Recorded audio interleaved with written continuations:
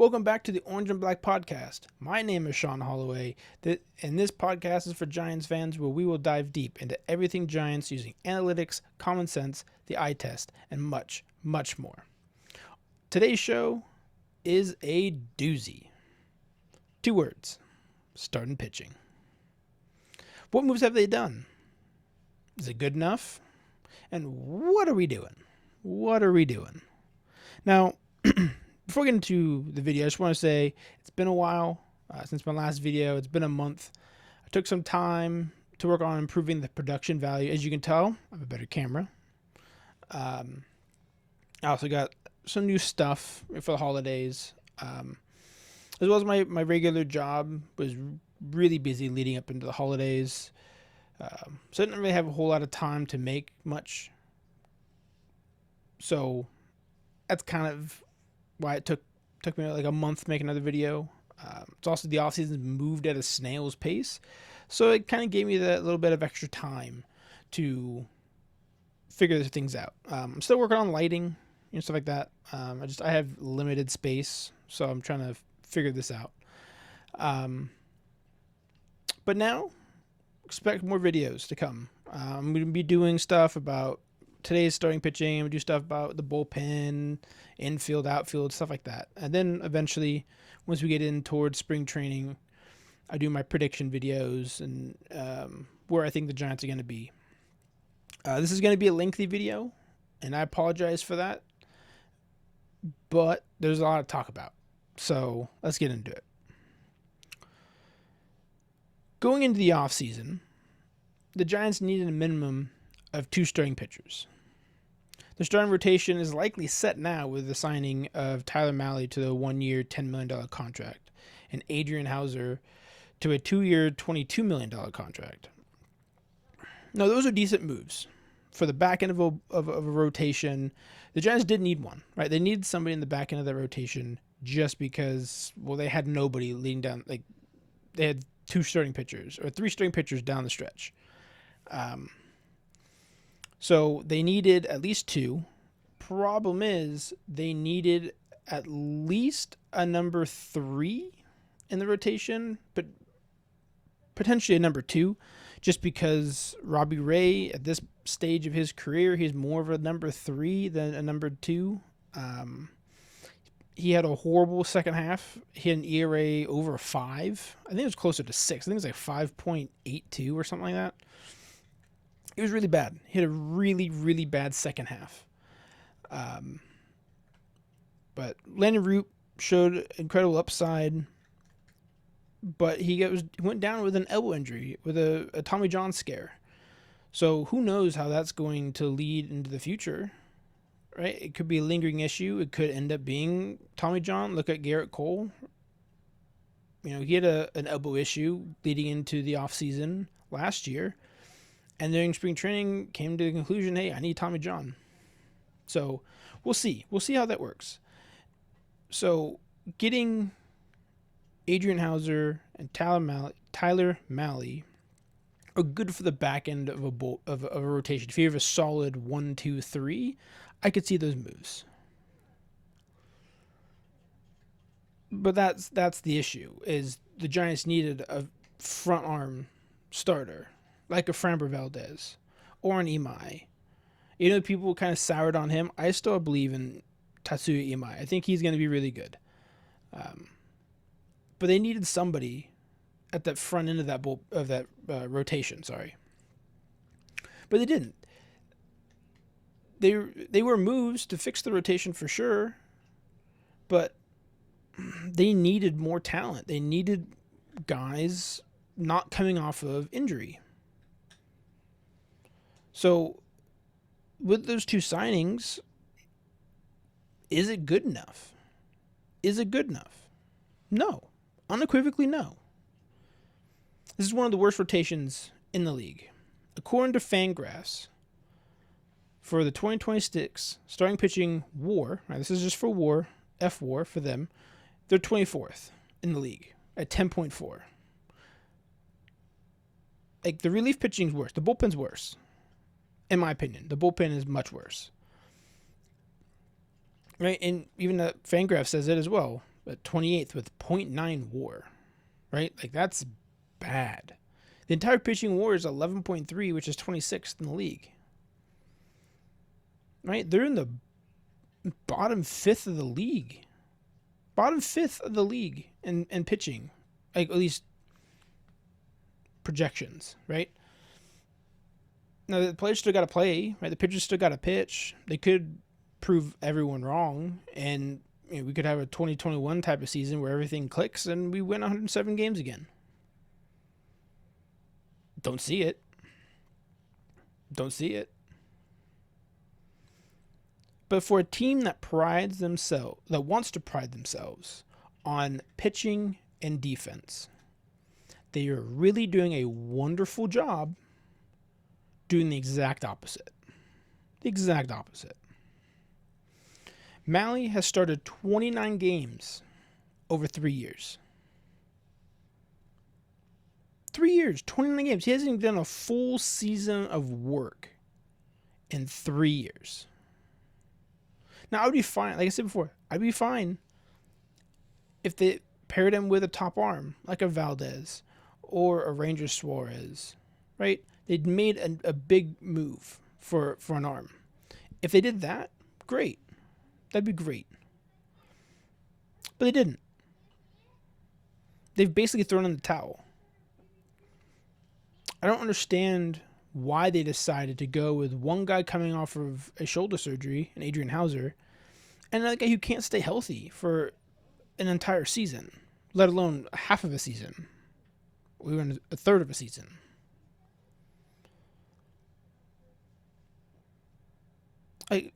You need those guys to give you innings. That's the issue they ran into down the stretch in the last month and a half of baseball, of last season.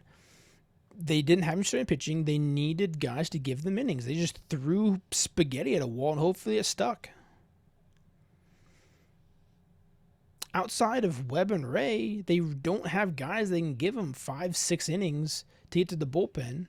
And I fear there'll be many games where the bullpen's going to have to carry the load, which tends to lead to disaster because the bullpen gets tired early and easy. And when you need them down the stretch, they're not there because they've thrown a career high in innings because you've had to ride them all year because you have guys that can't stay healthy. And then looking at 2027, the situation gets worse. Ray becomes a free agent. Mahle is a free agent because he only signed a 1-year deal. So if nothing changes, the rotation for 2027, Logan Webb, Landen Roupp, Adrian Houser. Now they definitely need a number 2.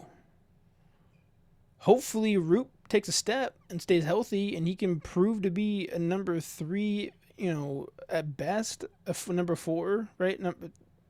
But they're in a much worse situation, rotation-wise, next offseason. Hopefully the farm system can prove themselves. But what if they don't?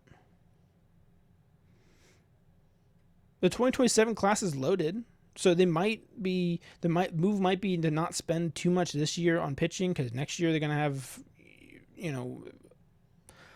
7 or 8 guys that are like front end starters hitting the market. So that might be the plan. But then at the same time, you're just sacrificing. There's no guarantee you're going to sign those guys. So you're just sacrificing an entire year of Willie Adams' prime, Rafi Devers, right? You're just sacrificing the prime in a year of these. For what? For a potential signing of somebody in the future that probably won't sign because you won't spend the money? Like, if you can't spend the money now, why would you spend the money later? It doesn't make sense to me. It doesn't make sense to me. Now, teams could be making these, very conservative and very small or very manageable deals right now because there's the looming, lockout next year. But at the same time, they took a huge risk at signing Vitello, who has 0 professional experience, either playing or coaching, to a 3-year deal, and you won't even give him the best players you can put on the field to make his transition easier. Right? This has all the hallmarks of things going sideways very, very easily. I don't know. I don't see the plan. Granted, I don't make the big bucks because otherwise I wouldn't be here, right? But there has to be some sort of plan, and I don't see it. I don't see the plan. I don't know what's going on. It doesn't make sense. I get that they want more opportunities for the young guys like Birdsong, Tidwell, Wisenhunt, McDonald, etc.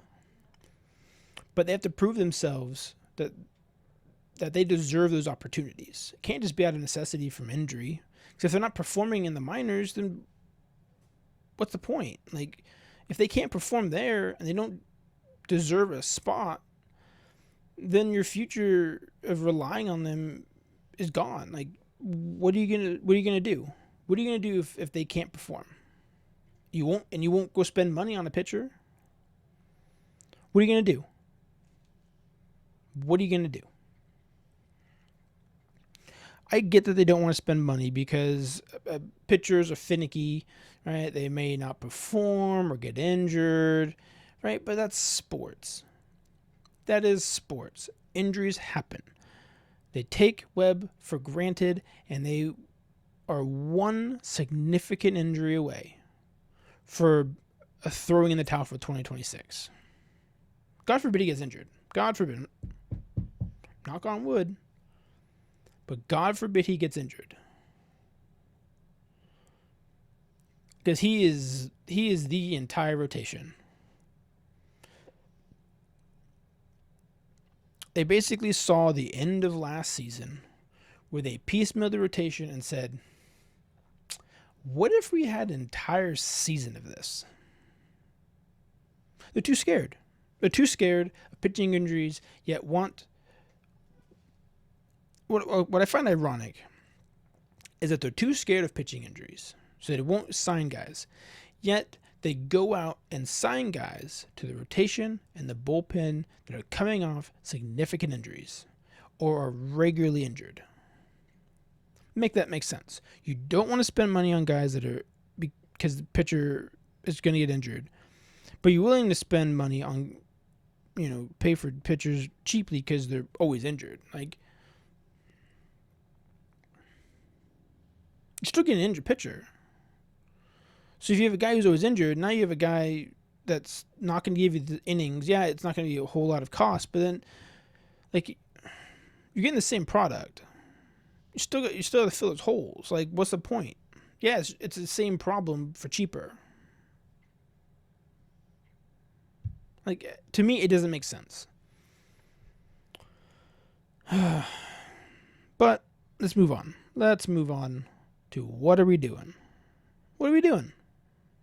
What are the Giants doing? Now, this is where most of the juicy content's going to be, right? Because, like I said earlier, their plan doesn't make any sense. I'm going to rip into the Giants a bit for this. Because it is unacceptable for a $4 billion franchise to go into the offseason that needed to rebuild their bullpen and starting rotation, and they're choosing not to spend money. It is unacceptable.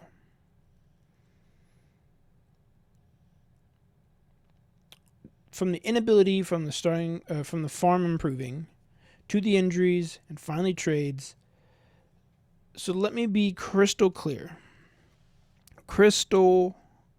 about this. I understand wanting to rebuild with volume pitching, meaning guys can give you innings. I understand rebuilding with volume pitching because you're trying to get more bang for your buck. However, that does not mean you should only get those guys. You still need talent. You cannot go into next season with Webb, Ray, Roupp, Houser, and Mahle, and a revolving door of Wisenhunt, Seymour, Tidwell, McDonald as your starting rotation. You simply can't. Webb is going to do his thing, right? Barring injury, he's going to give you 200 innings, right? He's going to give you everything he could possibly give you. I don't worry too much about him and his performance. I'm just worried that if he gets injured, season's over, in my opinion. They don't have the pitching to supplement that. They don't. Sorry. Ray regressed significantly last year in the second half. He's another year older. Another year older. In the second half, he had an ERA over 5. Over 5. That's a massive drop-off. Right? From the first half, he had a 2.65 ERA. Second half, 5.5 something. Right? It's a massive drop-off. Almost double. I think it's actually more than double, to be honest. It was bad. Landen Roupp missed the last month and a half because of an elbow injury.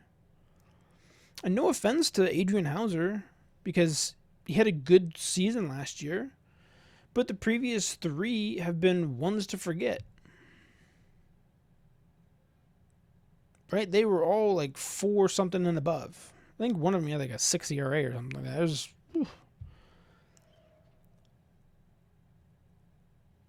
Then you have Mahle, who's pitched 29 games, started 29 games in 3 years. That's your rotation?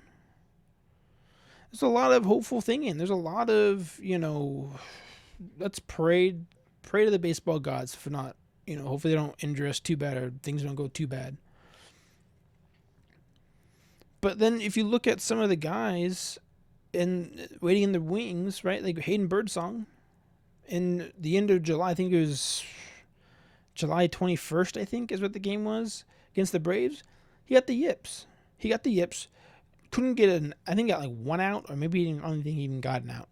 He walked 5 guys, right? And ever since then, for the rest of the year, he couldn't throw strikes. He could not throw strikes. He never made it back to the rotation because he couldn't throw strikes. He got the yips.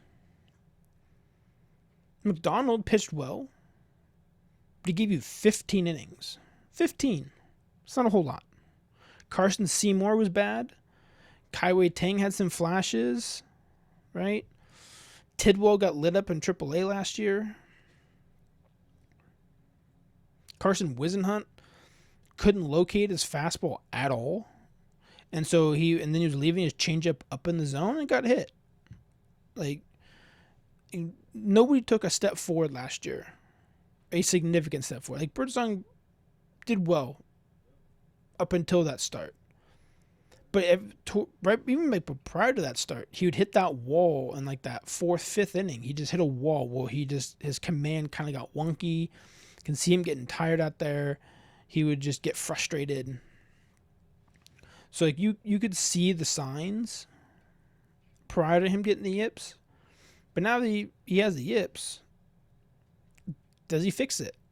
It could last through spring. It could pop up again at some point. Who knows?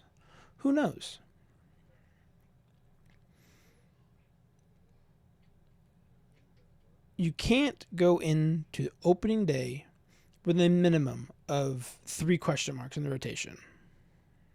I know I'm beating a dead horse about this, but it literally boggles my mind. I don't understand it. And to make it all worse, right? It's like next year they're even in a worse spot.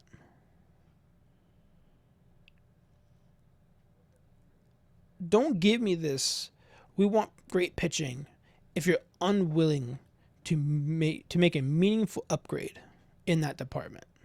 You are unwilling. Don't lie to me. Don't lie to the fans. Don't tell us the same crap every single year and then just renege on it as soon as it's convenient. There's only one plausible solution to get the fans to buy in. Spend some damn money. The fans held up their end of the bargain last year. Right? You went out, got Willie Adames. Right? You extended Matt Chapman. Fans showed up. Then you got Devers, a steal. The fans showed up. The Giants had the largest increase in attendance in all of baseball last year. Fans showed up. We held up our end of the bargain. The place was packed on a Tuesday, random Tuesday in, August. Right? Like a random day, the place was packed. They came out to watch the Stars play. The Giants saw the largest growth in attendance in the league last season. Fans were excited. We held up our end of the bargain. We came to the ballpark to watch our team play.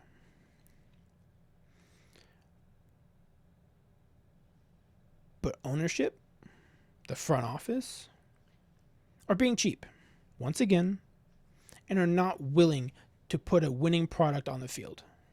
They'd rather go buy the Curian Theater for $13 million.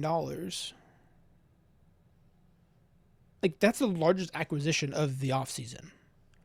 Is something that isn't even baseball related.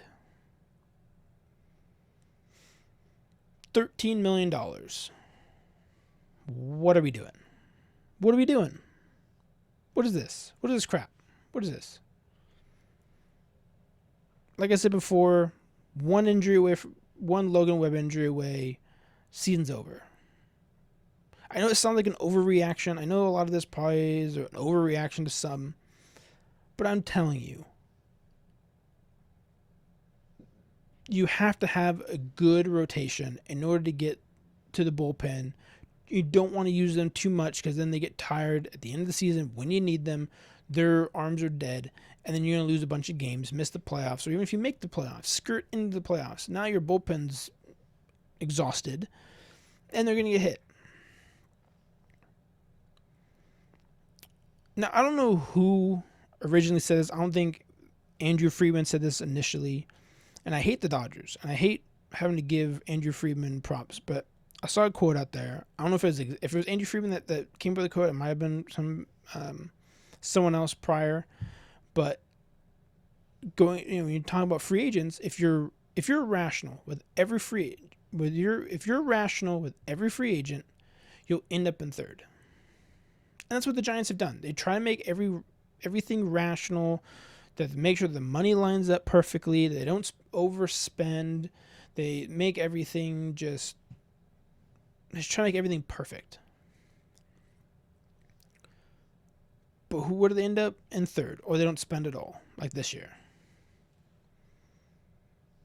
They needed a true number two, not just for this season, but moving forward. They didn't do that.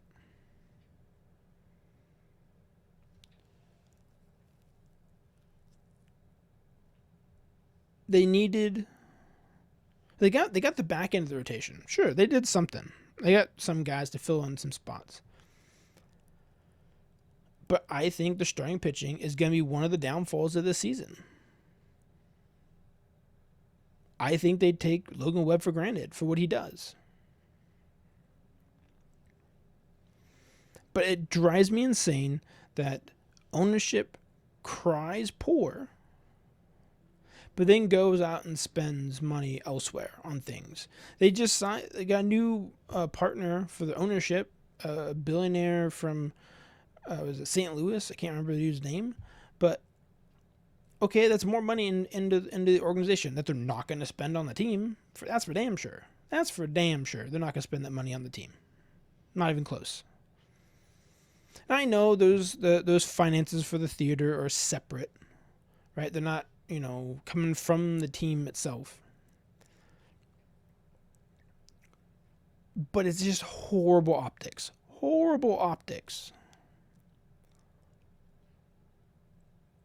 When you're sitting there and seeing all these players go on these reasonably priced deals. But you have the Giants spending $13 million on a theater being the biggest acquisition and being like, nah, these other players are too expensive. Like, come on now. Come on. I honestly think Zach Manasseh needs to stop doing interviews because what he says sometimes, like, it frustrates me. I'm back a few weeks ago, during he met with reporters, and he added that the rotation is not, adding to the rotation is not a total necessity.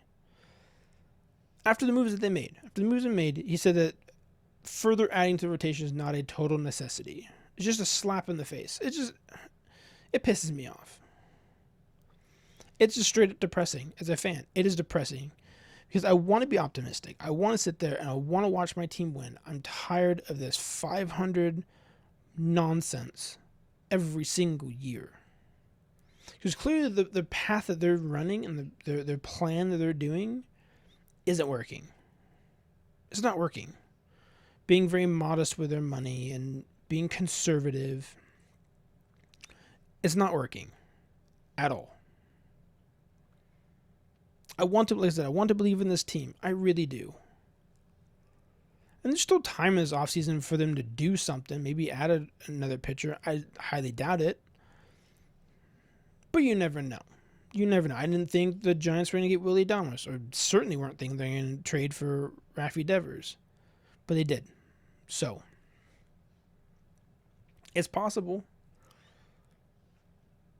With how slow the market has been, it's possible. But at the same time, it gives them more reason not to spend. Let's hope I'm wrong. Let us hope I am wrong. Right?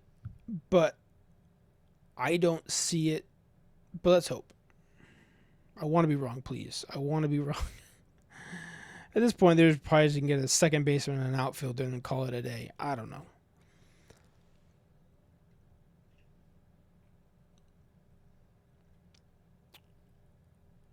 I fully expect them to finish the 2026 season at or around 500, like they have been for the last several years. I've seen people say that they don't want to spend money because they have $10 million locked up to the manager position. Since they still owe Melvin the last year for picking up his option, right? Paying Vitello, and not only with his contract with the Giants, but also his buyout with Tennessee. So it adds up to about $10 million. Well, my thought process with that is, you did it to yourself. You did it to yourself. Like, you did it to yourself. You made your bed, lie in it. This shouldn't keep you away. $10 million, really? You're worried about that much for the manager position when you're worth $4 billion? Next year, you're only paying Tony. You don't have to worry about the Melvin's thing or the buyout anymore. $10 million, you're afraid of that? Like, come on. Come on. This shouldn't put a hinder from putting a better product out on the field. Like, you're essentially wasting an entire year of Tony's, contract as manager. Like I said before, it has what they've been doing has all the hallmarks of things ending in a complete disaster. But they cry poor while being one of the wealthiest teams in baseball. Fans should be pissed. I know I am. I am pissed. This is unacceptable. It feels like their goal is just to make the third wild card. Now, they won't say it publicly, because that'd be horrible messaging, and that'd be a complete and utter disaster, not just for the fan base, but for the players and media people and the organization. Everything would just be a whole disaster. So they would never say that publicly. But the way they talk, they talk about winning the division, talking about being competitive. But their actions paint a completely different picture than their words. Pitching and defense, yet they won't invest in the pitching. And then the two guys that they got in the offseason, or so far this offseason for their defense, they've already DFA'd them. Or one of them they got traded for cash. No, they DFA'd both of them, I think. I know Dean was DFA'd. I think Joey Weimer was DFA'd as well. Whatever. They're not on the team. Doesn't matter how they got removed, but they're gone. So what are we doing here? What are we doing? It doesn't make sense to me. There's no reason to think that the Giants are a playoff team and that they're not going to be 500. There's no reason. They've done nothing to warrant that sort of success. It's nothing. I think their ceiling is maybe 81, 82 wins. I think if everything goes well, 83. But that's it. I don't see them going above 2 games above 500. I really don't. I think their pitching, starting pitching, and their bullpen is going to be their Achilles heel. It's going to be their Achilles heel. They have one of the worst rotations in the league. They don't have a closer. Their bullpen is questionable at best. The outfield situation has a massive question mark. Or question marks, really, because what are you going to do in center and what are you going to do in right field? Even potentially left field. So tell me, what have they done to prove to the fans that they are a playoff team? I don't see it. I don't see how this team can be any different than the teams of the past decade. And it's sad. It's sad being one of the wealthiest teams in baseball and you're just perpetually a 500 team. Buster talked a big game about wanting pitching and defense, but does the complete opposite.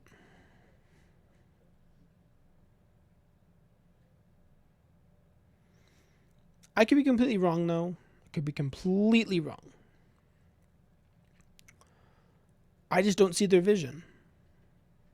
I don't see their vision.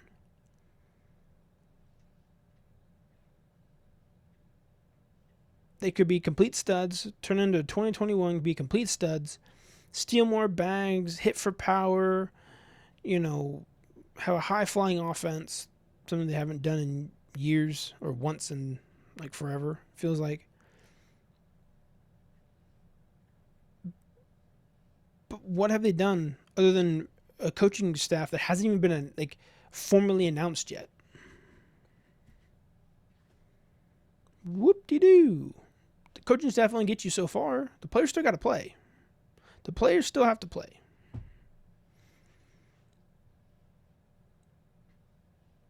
As much as the Padres and probably get clowned on for the moves, like crazy wild spending they do, at least they try. At least they try to put a better product on the field and give their fans something to cheer for. They care more about their team than the Giants ownership cares about the Giants. That's the reality of this. Right? Imai signed with the Astros for a 3-year, $54 million contract with opt-outs. If he pitches well, he opts out. Hits the market next year. So you could get him next year, sure. But there's also better fish in the pond next year than him. But apparently that's way too expensive. $18 million, potentially $21 million for 1 year is too expensive. And his contract is the same amount as Houser and Mahle combined. It's if he gets all the bonuses, of course. The Giants are in a very particular starting pitching market. where ownership does not want to give out big contracts, but at the same time, Buster Posey doesn't want to give out short contracts with opt-outs. Right? They're in two separate, ownership and Buster Posey are not on the same page. So where they are, they think of like a Venn diagram, right? They're in that little middle section. And that is a fantasy land. Fantasy island right there. Because they want a pitcher who's willing to take a bag of peanuts for a 1 to 3 year deal with no opt-outs. It's a fantasy market. For any pitcher worth anything is not going to take those sort of deals. They're not going to take those sort of deals. They're not.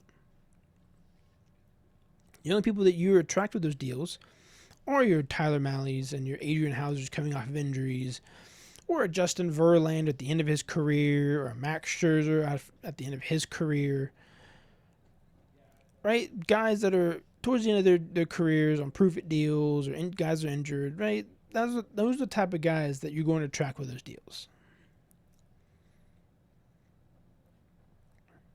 They will never get a quality starter with that mindset. They will never get a quality starter. They will forever be the back end of the rotation type of guys.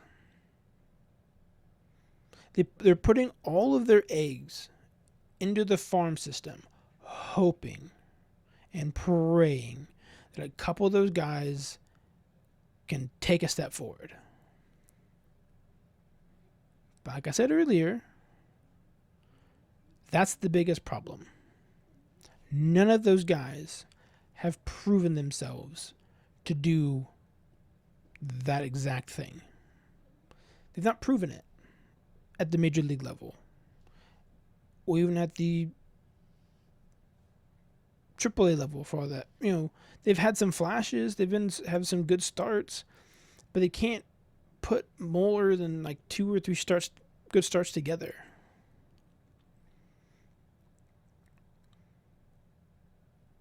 And then what if they don't? What if they don't take that step forward? If you're betting on the farm and they don't take that step forward, what then? What then?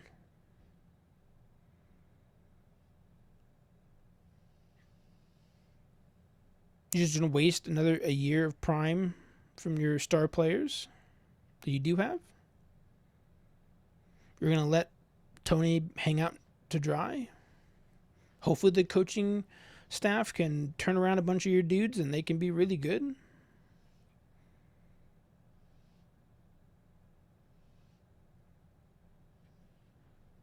Right? It feels like they're going down the same path expecting a different result. They keep trying the same thing year after year and it doesn't work out. It doesn't work out. And they're going to keep trying it again, And it's like, when are you going to learn? When are you going to learn?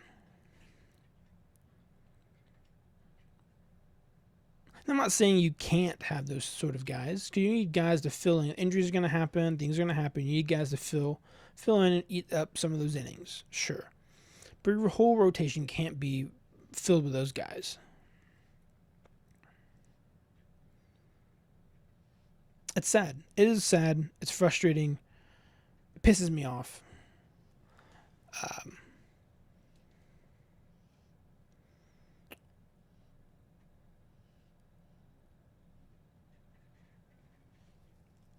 I don't know what else to say. Other than what direction is this organization going to go? Are they trying to compete? Are they rebuilding? Are they retooling? Are they just hoping for the best? Like, what is their plan? I don't see it. Nobody else sees it. That's the most annoying part. Give us fans something. Right? Show us what you want to do. Because you went out and spent the money on Willy Adames. You spent the money extending Chapman. You went out and traded for Raffy Devers.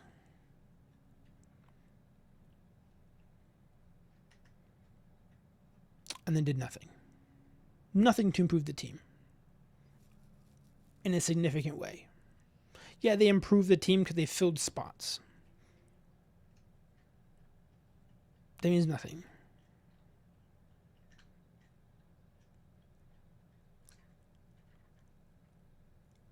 Look, what is the plan? They say they want pitching and defense, yet they barely added anything to defense and then just DFA'd them. Then they get these pitchers that are coming off of injuries.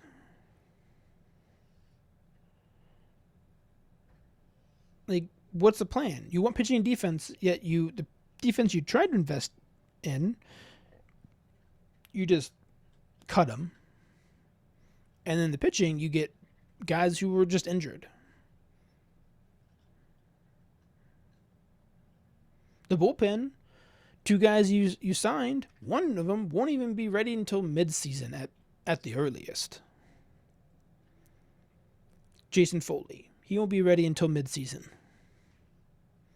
Sam Hentges missed all of last year due to a shoulder surgery.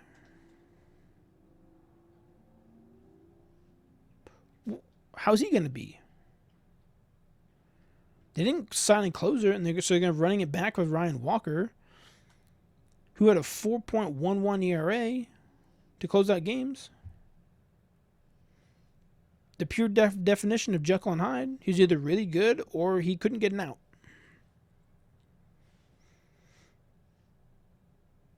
So they don't care about pitching either, clearly. So what's their direction? What are they trying to do?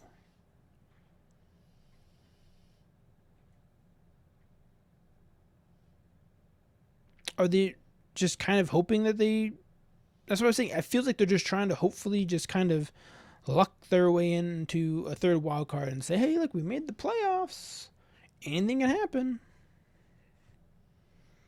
We saw what happened to the Reds when they faced the Dodgers in the wild card, the 2 wild card games. They got beat belt to butt. Just yeah. The Giants would be the Reds in that situation.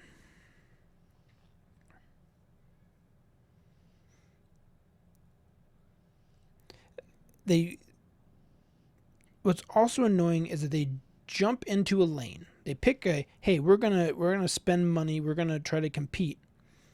They'll be in that lane for all of 10 seconds, and they'll jump out of that lane, go to a different lane. And they just keep hopping down different paths. They don't stick to one and just stick with it and say, this is what we're doing, this is what we're going to do, and just go for it. Hardcore for that. No, they just try to dabble their fingers in everything. And that's what, in my opinion, has led them to be a perpetual 500 team with no signs of changing. Because they keep doing the same thing over and over and over again and expecting a different result. And to me, it's like, well, what are you doing? What are you doing? You want to win, right? You want to compete. I know Buster Posey is not doing this to be a 500 team. So what are we doing? What are we doing here?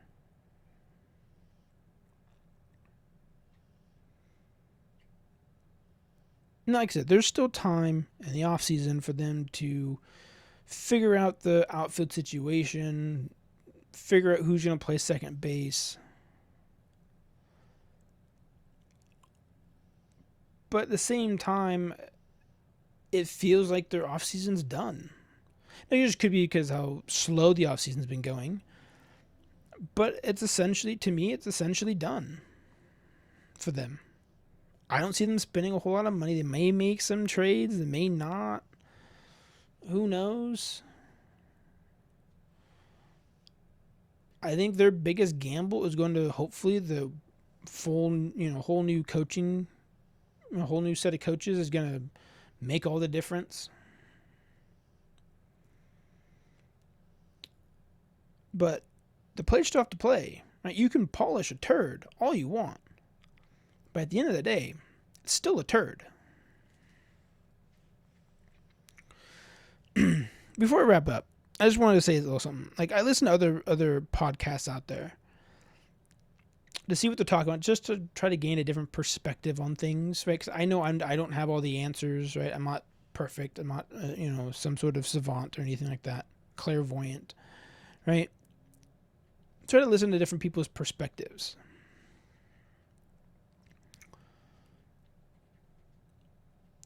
And it's just the thing I keep hearing from people, not only just from the front office, but other people in this space, is that the Giants wants the farm to take a step forward and kind of prove themselves to be worthy, right? And kind of prove themselves to earn a roster spot. But my thing, I don't know if they've all overlooked this or what, but in order for that to happen, you have to have a good farm system. The Giants don't have a good farm system. Yeah, it took a massive leap forward last year.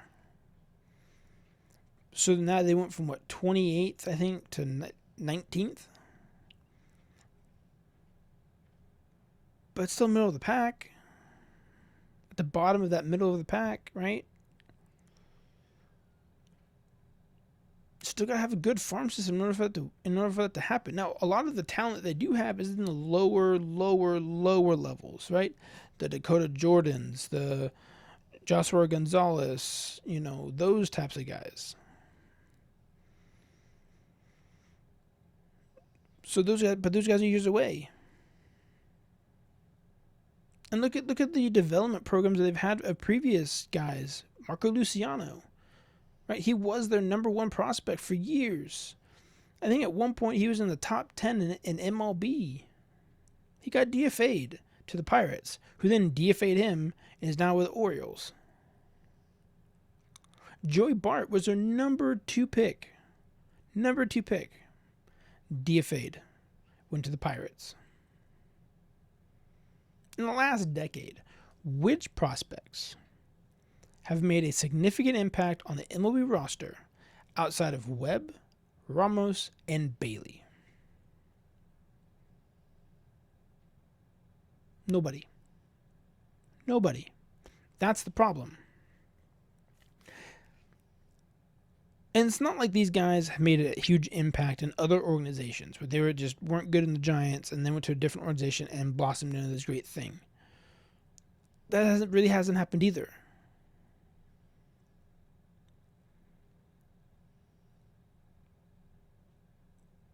So in order for you to rely or want the farm system to be a big contributor to your rosters, you have to have a good farm system, a good development program.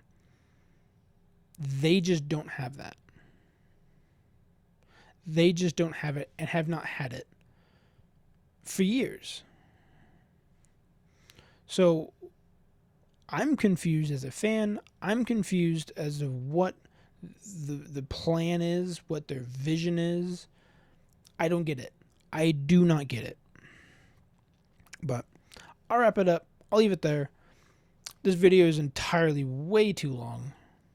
And I didn't even touch the bullpen. That's gonna be that's probably my next video is gonna be about the bullpen, because we need to talk. Because that bullpen is, well, it's a bullpen. That's a video. That's gonna probably be a long video, because that's a complete mess. But yeah, I'll be working on that. Hopefully I'll have it up later in the week, maybe the weekend, something like that. But so that back end of that bullpen scares me. They don't have a closer. I know I've said this multiple times. I feel like I'm beating a dead horse, and you're probably like, shut the hell up. But a team that wants to pride themselves on pitching are doing a very good job of the complete opposite. But anyways, I will leave it there. This video is entirely way too long. Like I said, I hope you liked today's show. If you did, please leave a like, a comment, hit the subscribe button. Let me know what you think. Do you agree? Disagree? I'd love to hear your thoughts. Hope you have a good rest of your day. I'll catch you on the next one. Peace.